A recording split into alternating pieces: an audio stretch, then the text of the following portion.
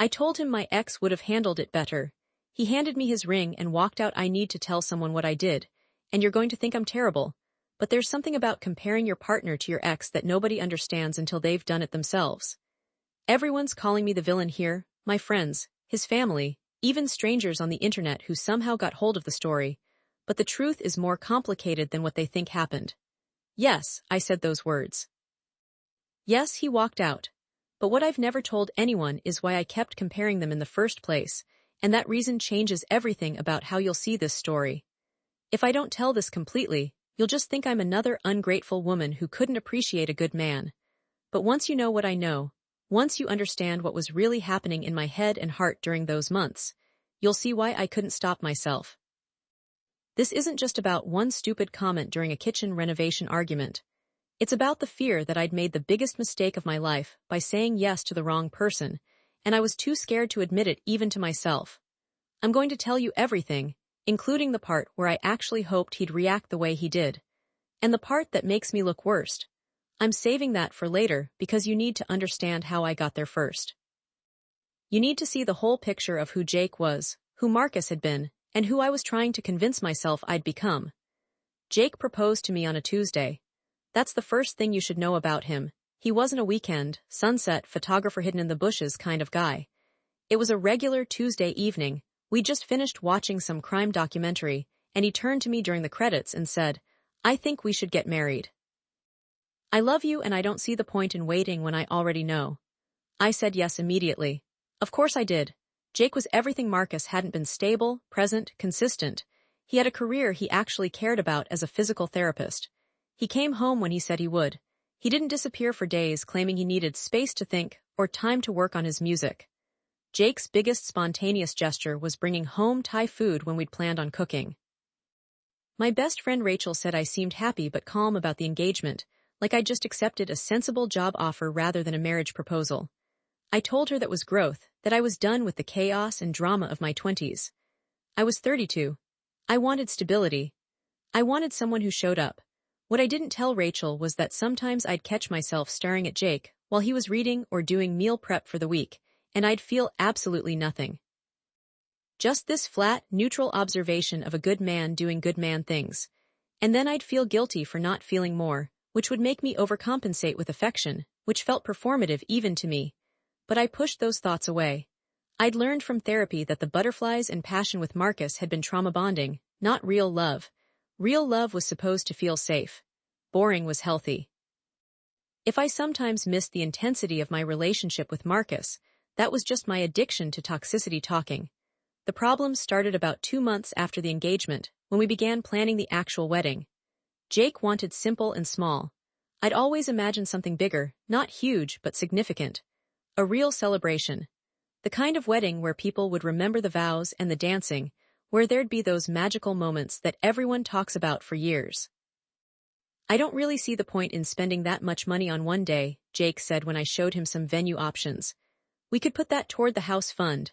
He wasn't wrong. It was logical, but Marcus would have understood that it wasn't about logic. Marcus would have wanted to give me something beautiful and excessive and impractical, even if we couldn't afford it. I didn't say that out loud, though. Not then. Instead, we compromised on a mid-range venue and a small guest list. Jake created a spreadsheet for the budget. He made a timeline with color-coded phases.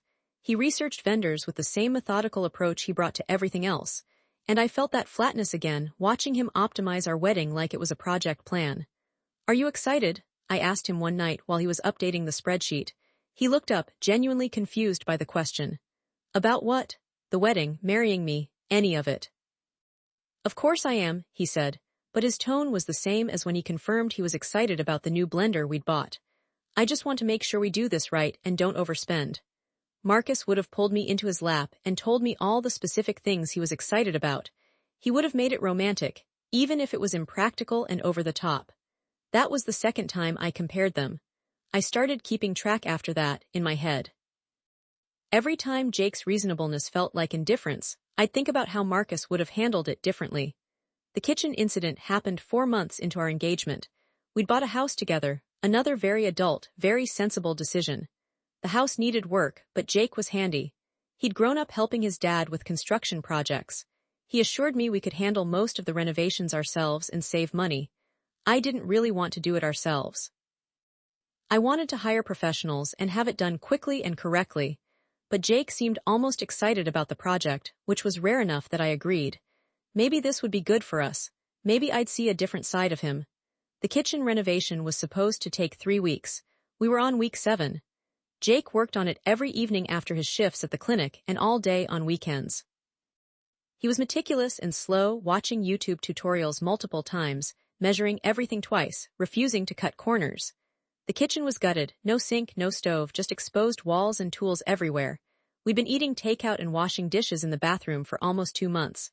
How much longer do you think? I asked one Saturday morning, trying to keep my voice neutral. Jake was lying on the floor, doing something under where the sink would eventually be. Hard to say. I want to make sure the plumbing is perfect before we close up the walls. Could we maybe hire someone to finish up, just to speed things along? He slid out from under the counter, his face annoyed. That would completely blow our budget. We agreed to do this ourselves. We agreed to 3 weeks. It's been 7. Yeah, because I keep finding things that weren't done right by the previous owners. Would you rather I rush through it and have problems later? I looked around at the disaster zone that used to be our kitchen, at the fine layer of dust that had spread throughout the whole house, at my fiancé lying on the floor in old jeans with drywall dust in his hair, and something in me just snapped. Marcus would have had this done by now. The words were out before I could stop them. The air in the room changed immediately. Jake sat up slowly. What did you just say? I should have apologized right then.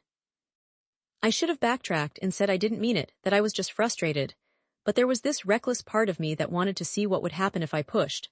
Wanted to see if I could make calm, steady Jake finally show some passion, even if it was anger. I just mean he wouldn't have dragged this out so long. He would have either done it quickly or hired someone. He was more decisive. Jake stood up, brushing dust off his jeans. His face was doing this thing I'd never seen before, like he was physically trying to hold something back. Marcus, your ex who couldn't hold down a job, who you broke up with because he was emotionally unavailable and unreliable, that Marcus. He had other qualities. Apparently, Jake's voice was flat. You want to tell me what I should be learning from Marcus? How to be more like the guy who made you cry every other week. At least he made me feel something. I don't know why I said it. That's not even true. I know exactly why I said it. Because it was the thing I'd been thinking for months, and it felt horrible to keep pretending, and some self-destructive part of me wanted to blow everything up rather than keep living in this beige existence. Jake stared at me for a long moment. Then he walked past me, out of the kitchen and up the stairs. I heard our bedroom door close. I stood there in the gutted kitchen, my heart pounding, feeling vindicated and terrified at the same time. Finally, a reaction. Finally, something other than measured responses and practical considerations. He came back down 10 minutes later. He'd changed into clean clothes. He was holding something in his hand. Here, he said, holding it out to me. It was his ring. The engagement ring I'd helped him pick out that matched mine. What are you doing? I'm giving you what you clearly want, he said. His voice was calm again, but it was a different kind of calm. The kind that comes after a decision has been made. You don't want to marry me. You've been comparing me to Marcus for months, yeah, I noticed, and you're obviously not over him. So here, take the ring, I'm done. Jake, don't be dramatic. Dramatic? For the first time, his voice rose. You just told me that your emotionally abusive ex-boyfriend was better than me because I'm taking too long to renovate our kitchen. You said I don't make you feel anything. What exactly am I supposed to do with that information, Claire? Keep trying to turn myself into someone I'm not. I didn't say he was better. Yes, you did. You've been saying it in little ways for months, and I've been ignoring it because I thought you were just adjusting. But you're not adjusting, you're settling. And I'm not going to marry someone who sees me as the boring, safe choice she settled for. He put the ring on the counter, the one surface not covered in tools, and picked up his car keys. Where are you going? My brother's. I need to think, and I clearly can't do that here with you. So you're just leaving? In the middle of a renovation, in the middle of our engagement, because of one argument. He stopped at the door and turned back to me. No, Claire, I'm leaving because the woman I proposed to just told me I don't make her feel anything. That's not one argument, that's the truth finally coming out. Then he left, just walked out, got in his car and drove away. I stood in that destroyed kitchen for probably 20 minutes, waiting for him to come back. When he didn't, I called Rachel. He's being ridiculous, I told her after explaining what happened. It was one comment. People say worse things to each other in arguments all the time. Rachel was quiet for a long moment. Claire, did you mean it? Mean what? That Marcus would have handled it better. That Jake doesn't make you feel anything. I don't know, I was angry. The kitchen's been torn apart for 2 months, Rachel. We don't even have running water in there. That's not what I asked. I looked around at the gutted room, at the ring sitting on the counter, at the space where my fiancé had been standing minutes before. I think I might have made a mistake, I said quietly. Breaking up with Marcus. No, saying yes to Jake, Rachel sighed. Then maybe he's right to take some time to think. After we hung up, I picked up Jake's ring and turned it over in my fingers. It felt heavier than it should. I tried to imagine him coming back, us working through this, getting married in 6 months as planned, living in this house together with its eventually finished kitchen. The image felt like watching someone else's life. Then I tried to imagine telling people the wedding was off, returning gifts, canceling the venue. Admitting that I'd sabotaged a perfectly good relationship because I couldn't stop comparing my reliable fiancé to my chaotic ex. I sat down on the floor and cried, but I wasn't even sure who or what I was crying for. Jake didn't come back that night, or the next night. He texted me that he was staying with his brother and needed space. The texts were polite and distant, like we were colleagues, not two people who'd been planning a life together. On the third day, I did something I'd promised myself I'd never do. I looked up Marcus on social media, blocked him on everything after our breakup on my therapist's advice. You need to fully disconnect to heal, she'd said, but healing had apparently just meant learning to numb myself enough to accept someone safer. His Instagram was public. I scrolled through 2 years of photos I'd missed. Marcus with his band at various venues. Marcus on a beach somewhere tropical. Marcus with his arm around a blonde woman who appeared in multiple recent photos, tagged as Sienna Sings. They looked happy. More than that, they looked alive in a way that Jake and I never did in photos. In our pictures together, we were always smiling pleasantly, standing at an appropriate distance, looking like an insurance commercial. I clicked on one of Marcus's recent posts, a video of him performing at some outdoor venue. The comments were full of heart emojis and people tagging their friends. This is what real talent looks like, someone wrote. Saw you in Denver last month, someone else commented. When are you coming back? Marcus had made it. Not in a huge way, but he was actually touring with his band, actually making the music thing work. All those times I'd called him irresponsible for prioritizing his music over stable employment, and he'd actually managed to build something from it. I felt sick. Not because he was happy, I wasn't that petty. But because I'd convinced myself that leaving him was choosing growth and maturity, when maybe it was just choosing fear. Fear of uncertainty, fear of intensity, fear of being with someone whose passion for life made my own careful existence feel small. I called him. I don't know what I was thinking. Actually, that's a lie. I know exactly what I was thinking. I was thinking that maybe if I could just talk to him, I'd remember why we didn't work. I'd remember the bad parts and stop romanticizing what we'd had. He answered on the third ring. Claire. His voice hit me like a physical thing. Hi, yeah, sorry, I know this is weird. It's been 2 years, what's going on? I wanted to see how you were doing. I'm good, really good actually. He paused. Are you okay? You sound off. And then I was crying, just fully breaking down on the phone with my ex-boyfriend I hadn't spoken to in 2 years. I'm engaged, I said through tears. Or I was engaged, I think I just ruined it.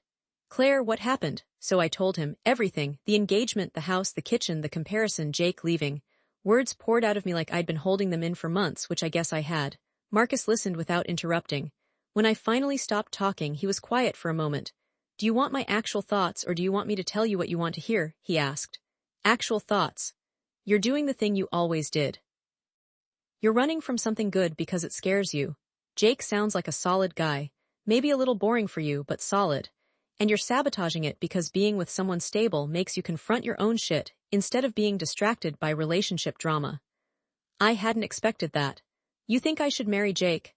I think you should figure out what you actually want instead of just reacting to whatever you're afraid of at the moment. When you were with me, you were afraid of instability, so you left. Now you're with someone stable and you're afraid of boredom, so you're blowing it up. Neither choice is about what you actually want, it's just about running from fear. When did you get so wise? He laughed. Therapy. Sienna insisted on it. Turns out I had some shit to work through too. Sienna's your girlfriend? Yeah, we've been together about 1.5 years, she's good for me. Calls me out when I'm being avoidant, but doesn't let me get away with my usual bullshit. I'm happy for you, I said and meant it. Thanks, look, I have to go, we have sound check in an hour, but Claire, stop comparing people. Jake's never going to be me and I was never going to be him. The question isn't who's better, it's who do you actually want to build a life with. After we hung up, I sat with his words. The worst part was that he was right. I'd learned nothing. I just swapped one avoidance strategy for another. Jake came back on day 5. I heard his car in the driveway and my whole body tensed. I'd been rehearsing what to say, but every version sounded hollow. He came in through the front door, not the garage like he usually did, formal, like a guest. "We should talk," he said. We sat in the living room, the only room not affected by construction dust. Jake looked tired. I probably looked worse. "I've been thinking a lot," he started. "About what you said about us, about whether this is right." My throat tightened. "Jake, I'm sorry, I was frustrated and I said something horrible. I didn't mean," he held up his hand. "The thing is, I think you did mean it. Maybe not exactly those words, but the feeling behind them. And I need you to be honest with me right now, completely honest. Do you want to marry me?" It was the most direct question anyone had ever asked me. No escape routes, no room for diplomatic answers. Just the truth. I thought about the life we'd planned. The finished house, the small wedding, the quiet Sunday mornings, the predictable anniversaries. I thought about growing old with someone who never surprised me, who I never fought with, who I respected but didn't quite love in the way people mean when they say that word. Then I thought about the alternative, being alone again. Starting over at 32. Admitting to everyone that I couldn't make it work with the good guy. Being the woman who didn't know what she wanted. "I don't know," I whispered. "I thought I did, I wanted to want it, but I don't know." Jake nodded slowly like I'd confirmed something he'd suspected. "I love you," he said, "but I'm not going to convince you to love me back. I'm not going to compete with some idealized version of your ex or wait around while you figure out if I'm enough. You are enough, you're wonderful, this isn't about you being inadequate." "Then what's it about, Claire?" "It's about me being broken," I said and started crying. "It's about me not knowing how to appreciate something good. Marcus said I'm just running from different fears depending on who I'm with, and he's right. With him I was afraid of chaos, with you I'm afraid of boredom, and the real problem is me." "Marcus said this? You talked to Marcus?" I could see the hurt flash across his face. "He called to check on me," I lied, then immediately felt worse about lying. "No, that's not true. I called him, I'm sorry, I just needed to talk to someone who might understand." Jake stood up. "I can't do this. I can't be with someone who's still emotionally tangled up with her ex who calls him for advice about our relationship." "Jake, please." "No, I'm done, Claire. I'm really done this time." He pulled an envelope from his jacket pocket. "I talked to a real estate lawyer. We can sell the house and split the proceeds, or one of us can buy the other out. Whatever you prefer. Just let me know." The envelope sat between us like a bomb. This was real. He'd already consulted a lawyer. He'd already made plans for unwinding our life together. "I'll buy you out," I heard myself say. "I'll figure out the financing," he nodded. "I'll get my stuff this weekend. I'll finish the kitchen first. I'm not going to leave you with that mess, but then I'm out." "You don't have to finish the kitchen." "Yes, I do, because unlike some people, I finish what I start." The dig landed exactly as he'd intended. He left again, and this time I knew he wasn't coming back. True to his word, Jake came back that weekend and worked on the kitchen. He was there every day for 2 weeks, barely speaking to me, methodically completing the renovation. I'd come home from work to find him there, and we'd move around each other like polite strangers. The kitchen came together beautifully. He did excellent work, careful, detailed, professional. When he installed the last cabinet handle, he stood back and looked at it for a long moment. "It's perfect," I said from the doorway. "Yeah," he gathered his tools. "The paperwork for the house buyout is in that folder on the counter. Just sign where it's marked and send it back to my lawyer." "Jake, I really am sorry for all of it." He finally looked at me directly. "I know you are, but sorry doesn't change anything. You're still in love with the idea of someone you can't have, and I'm still just the guy who wasn't exciting enough." "That's not fair, isn't it?" He picked up his toolbox. "I gave you everything I had, Claire. It just wasn't what you wanted. And that's okay. We'll both be fine. But I need you to understand something. I will never be the guy who's going to sweep you off your feet or make impulsive romantic gestures or fight with you just so the making up feels intense. That's not who I am. And you shouldn't have to settle for someone whose calm feels like indifference." He was right, and his being right made it worse somehow. "I hope you find someone who appreciates steady," I said. "I hope you figure out what you actually want before you hurt someone else," he replied. Then he left for the last time, and I was alone in my half-empty house with its perfect new kitchen that I'd never wanted to renovate in the first place. The breakup became official quickly after that.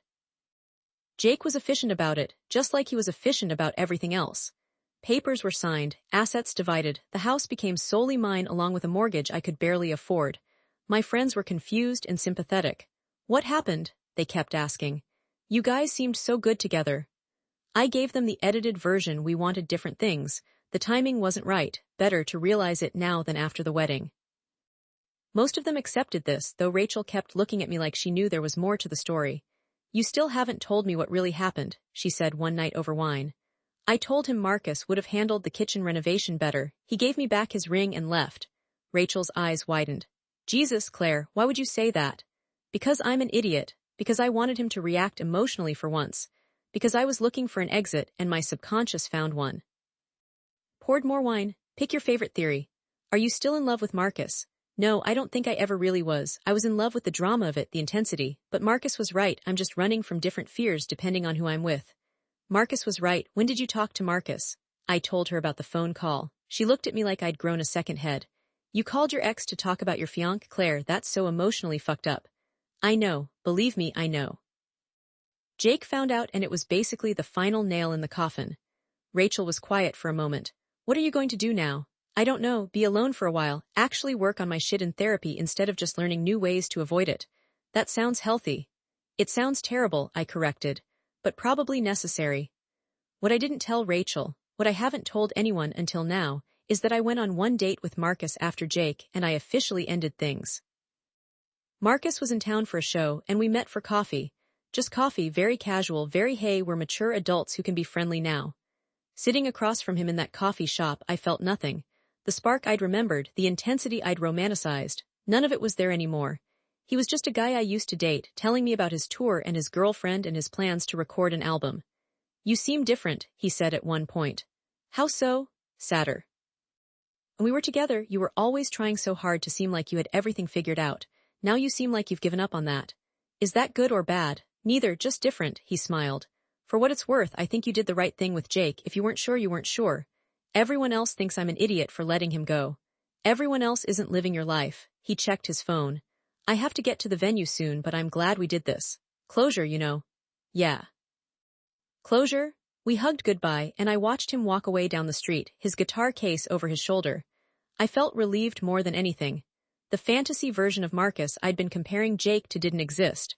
The real Marcus was flawed and self-absorbed and perfectly suited for someone else. But that realization didn't bring Jake back, and it didn't undo what I'd done. Months passed. I threw myself into work, went to therapy twice a week, and learned to live alone in my too-big house with its perfect kitchen. I got good at cooking for one. I stopped checking Jake's social media, he'd blocked me anyway. I went on a few dates with guys from apps, but none of them felt right, and I was self-aware enough now to know that nothing would feel right for a while.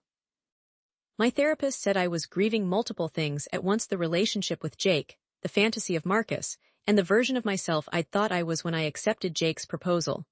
You're also grieving the person you thought you should be, she added during one session. The woman who could be happy with steady and calm. You're realizing that maybe you're not that person, and you're mourning the loss of that imagined self. So what am I supposed to do with that? Stop trying to be someone you're not. Stop choosing partners based on what you think you should want. Figure out what you actually want, even if it's messy or doesn't fit the narrative you've created about who you're supposed to be at 32. What if what I actually want is something impossible? What if I want someone who's both stable and exciting, both predictable and surprising, both safe and passionate? She smiled. Then you want a human being, not a character in a romance novel. Real people are contradictions. The question is whether you can accept someone's full humanity, including the parts that scare you or bore you or challenge you. I thought about that a lot in the following weeks. I thought about how I'd reduced both Marcus and Jake to their most extreme qualities in my mind. Marcus as pure chaos and passion, Jake as pure stability and calm, when both of them were more complex than that. Jake had his spontaneous moments, his deep feelings, his fears. I'd just been too busy comparing him to an idealized version of someone else to notice. 6 months after Jake moved out, I saw him at a mutual friend's birthday party. I debated not going, but Rachel convinced me it would be more awkward to skip it. He was there with someone, a woman I didn't recognize, pretty, laughing at something he'd said. They weren't obviously together, but there was an ease between them that suggested familiarity. I felt a sharp pang of jealousy, followed immediately by shame. I had no right to feel possessive of someone I'd pushed away. Jake saw me across the room. For a moment we just looked at each other. Then he nodded, polite and distant, and turned back to his conversation. I left early, claiming a headache. Rachel followed me out. You okay? He's already with someone else. You don't know that for sure, they might just be friends. Does it matter? He's moved on, he's fine. And I'm still here, stuck in the same patterns, just with more self-awareness about how fucked up they are. Rachel hugged me. You're not stuck, you're just taking longer to heal than you thought you would, that's allowed. But I felt stuck. Stuck in a house that reminded me of what I'd lost. Stuck in patterns of thinking I couldn't seem to break. Stuck between who I'd been and who I was trying to become, with no clear map for getting there. The thing nobody tells you about self-sabotage is that knowing you're doing it doesn't actually stop you from doing it. I could trace every bad decision back to its root cause in therapy. I could identify my patterns, name my fears, understand my attachment style. But understanding didn't magically fix anything. It just meant I watched myself make mistakes with full awareness of what I was doing. A year after the breakup, Jake got engaged. I saw it on social media. Rachel showed me, thinking I should hear it from her first. The woman from the party, whose name was apparently Melissa. The engagement photos were sweet and natural, taken on a hiking trail somewhere, both of them in casual clothes and genuine smiles. The caption said something about how she'd said yes to forever with her best friend. I closed the laptop and cried, not because I wanted Jake back. I didn't, not really, but because he'd found someone who could appreciate what he offered. Someone who didn't need him to be anything other than who he was. Someone who didn't compare him to ghosts from her past. You would have made him miserable long-term, Rachel said gently. You know that, right? If you'd gone through with the wedding, you would have spent your whole marriage wishing he was different. This is better. Better for who? For both of you. He gets to be with someone who actually wants him, and you get to keep working on yourself without dragging someone else through your mess. She meant it kindly, but the words stung. My mess. That's what my life had become, a mess that was too contaminated to share with anyone else. I thought about reaching out to Jake, sending some kind of congratulations message. But what would I even say? Sorry I ruined what we had, glad you found someone better. True, but pathetic. Instead, I did nothing. Just let him move on with his life while I stayed stuck in mine. Here's the part I've never told anyone.